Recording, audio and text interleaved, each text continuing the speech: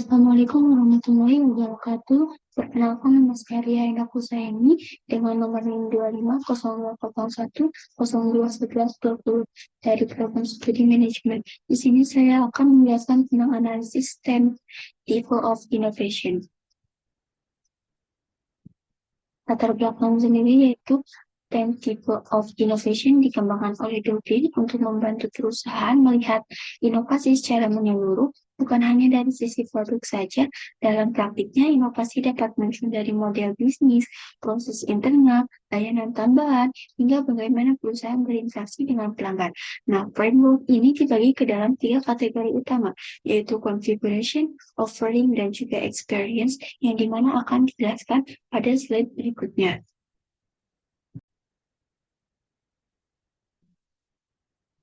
Yang pertama yaitu tentang configuration, adalah kategori yang berfokus pada bagaimana perusahaan dibangun dari dalam, seperti strategis, proses, struktur, dan juga cara menghasilkan keuntungan, yang terdiri dari 4 tipe inovasi. Yang pertama yaitu profit model, itu cara perusahaan menghasilkan keuntungan. Nah, inovasi ini berkaitan dengan bagaimana perusahaan menghasilkan pendapatan. Contohnya seperti perusahaan dapat mengubah model harga, menambah sumber pendapatan baru, atau menemukan cara baru agar bisnis lebih menguntungkan. Lalu yang kedua adalah network, yaitu kolaborasi dengan pihak luar untuk menciptakan nilai. Nah, inovasi ini muncul dari kerjasama dengan pihak eksternal, baik berupa mitra bisnis, pemasok, komunitas, ataupun pihak lain yang membantu menciptakan nilai tambah. Lalu yang ketiga adalah struktur. Nah, pengaturan internal organisasi dan sumber daya. Yang dimana inovasi struktur adalah bagaimana proses mengatur tim, aset, sumber daya manusia, dan teknologi secara efisien untuk mendukung inovasi lain agar bekerja dengan baik. Lalu yang keempat ada proses, yaitu metode dan sistem internal untuk menghasilkan layanan atau produk. Nah, ini adalah inovasi pada cara perusahaan bekerja seperti metode produksi, algoritma, teknologi, atau sistem internal yang membuat produk atau layanan lebih cepat, lebih murah, atau lebih akurat. Selanjutnya yaitu offering atau penawaran, yaitu inovasi yang berhubungan langsung dengan produk atau layanan yang ditawarkan perusahaan. Nah, inovasinya sendiri yaitu ada produk performance, yaitu fitur atau kualitas inti produk. Ya, inovasi ini berfokus pada kualitas produk, fitur baru, kemampuan lebih baik, atau nilai tambah lain yang membuat produk lebih unggul. Lalu yang kedua adalah produk sistem, yaitu integrasi berbagai produk atau layanan agar saling melengkapi.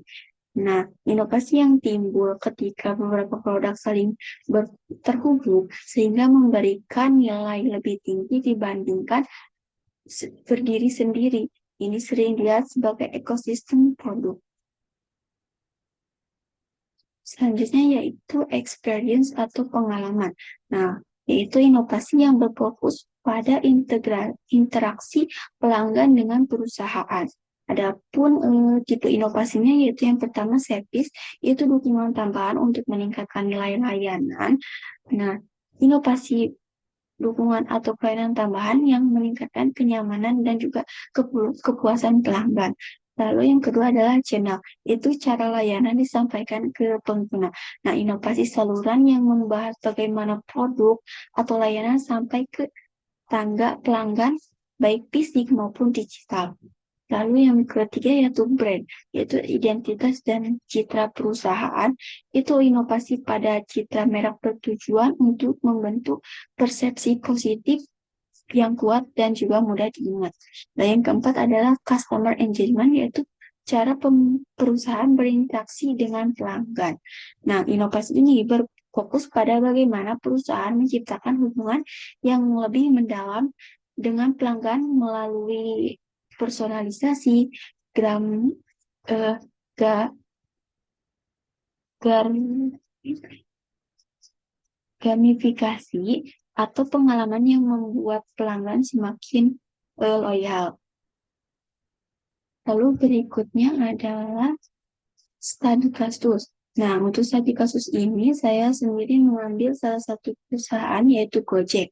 Nah, kenapa sih saya memilih Gojek? Yaitu karena merupakan salah satu perusahaan teknologi Indonesia yang mampu menerapkan inovasi secara menyeluruh.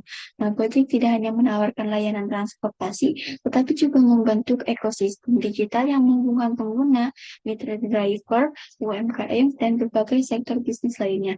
Inilah yang membuat Gojek menjadi contoh sangat baik, sangat relevan dalam membahas 10 tipe of innovation.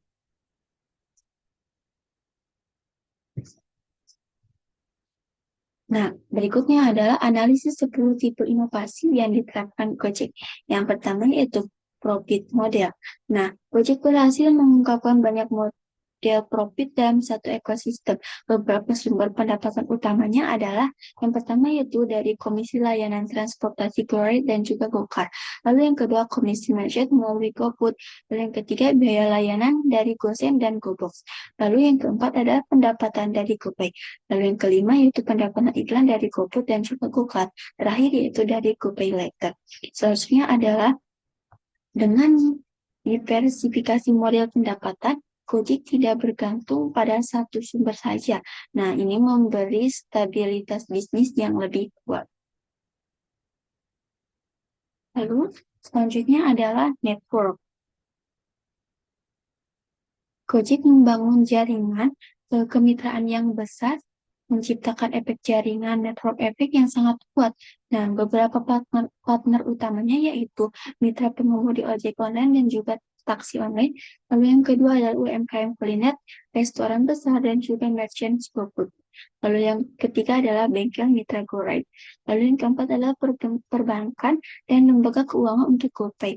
Dan terakhir yaitu perusahaan telekomunikasi. Dari kolaborasi ini bukan sekadar strategi, tetapi menjadi fondasi kekuatan Gojek sebagai super apps. Selanjutnya yaitu struktur. Gojek mengatur organisasinya dengan struktur modern yang mendukung percepatan pengembangan teknologi. Beberapa hal yang terlihat yaitu yang pertama ada tim produk yang fokus hanya pada pengembangan fitur, lalu yang kedua adalah divisi keamanan data yang kuat untuk melindungi transaksi GoPay, lalu yang ketiga adalah divisi merchant acquisition untuk menambah mitra GoFood dan juga GoMart. Lalu yang terakhir adalah divisi operasional driver untuk manajemen mitra di lapangan. Nah, struktur ini membuat Gojek bisa beroperasi dalam skala besar sambil tetap menjaga kualitas. Lalu yang selanjutnya yaitu adalah ada proses. Nah, untuk proses internal project sangat inovatif, terutama pada sistem teknologinya. Contohnya adalah algoritma pencocokan driver yang memilih driver terdekat dan juga tercepat. Lalu ada sistem real-time tracking yang akurat. Selanjutnya adalah proses pembayaran digital otomatis melalui GoPay dan juga sistem rating yang menjaga kualitas layanan. Dan terakhir adalah proses otomatis untuk refund, pembatalan, dan penanganan komplain. Nah, inovasi proses ini membuat Gojek sangat efisien dan unggul dalam operasional. Selanjutnya adalah produk performance. Gojek menawarkan layanan dengan performance tinggi seperti GoRide yang cepat dan mudah dipesan, GoCar sebagai alternatif mobil pribadi atau taksi, GoFood yang menjadi layanan pesan makanan yang paling populer di Indonesia, lalu ada GoSend yang membantu pengiriman instan dalam waktu singkat.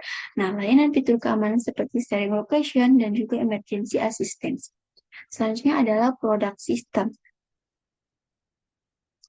Gojek menciptakan ekosistem layanan yang saling terhubung, seperti GoRide untuk mengantar pengguna, GoFood memenuhi kebutuhan makanan, GoPay yang menyelesaikan pembayaran, lalu ada GoSend untuk mengirim barang, terakhir ada GoMart, GoCar, dan juga GoBox untuk kebutuhan sehari-hari lainnya. Selanjutnya adalah service. Inovasi layanan Gojek yang mencakup customer service 24 jam, sistem chat otomatis untuk beberapa masalah, lalu yang fitur pelacakan driver secara langsung, ada asuransi perjalanan otomatis, dan juga refund cepat untuk permasalahan pemesanan bermasalah. Lalu selanjutnya adalah channel. Nah, Gojek memanfaatkan banyak saluran untuk menjangkau pelanggan, seperti aplikasi mobil sebagai pusat layanan, dan kedua website untuk informasi dan dokumentasi, dan yang ketiga adalah media sosial seperti Instagram, TikTok, dan juga Twitter untuk promosi. Dan yang terakhir adalah notifikasi aplikasi untuk promo dan informasi penting. Selanjutnya ada brand. Gojek membangun brand yang ramah pengguna, modern, dan inovatif, mendukung UMKM lokal, identik dengan kehidupan sehari-hari. Lalu selanjutnya adalah customer engagement, yang dimana Gojek berusaha membuat pelanggan tetap terlibat, misalnya melalui poin loyalitas GoClub, rekomendasi makanan yang disesuaikan dengan kebiasaan pengguna, lalu ada promo personal tiap akun, lalu ada konten media sosial yang interaktif, dan juga notifikasi yang relevan, bukan sekedar spam. Selanjutnya yaitu adalah usulan inovasi tambahan untuk Gojek. Yang pertama yaitu usulan untuk fitur analisis pendapatan mitra driver yang memberikan insight seperti grafik pendapatan, waktu terbaik untuk pekerja dan juga prediksi permintaan. Lalu selanjutnya ada ekspansi layanan rumah tangga yang menghidupkan kembali GoClean, GoPix, atau layanan serupa agar ekosistem semakin lengkap. Yang ketiga adalah personalisasi promo yang lebih detail, yang memberikan rekomendasi berdasarkan riwayat pemesanan, lokasi, dan juga referensi makanan. Selanjutnya yang keempat adalah fitur keamanan tambahan seperti verifikasi suara atau tombol bantuan darurat yang terhubung langsung ke pusat keamanan. Selanjutnya adalah fitur fitur langganan premium, misalnya bebas parkir GoFood tertentu atau prioritas driver. Terima kasih, mungkin cukup sekian presentasi dari saya. Mohon maaf bila ada kesalahan. Assalamualaikum warahmatullahi wabarakatuh.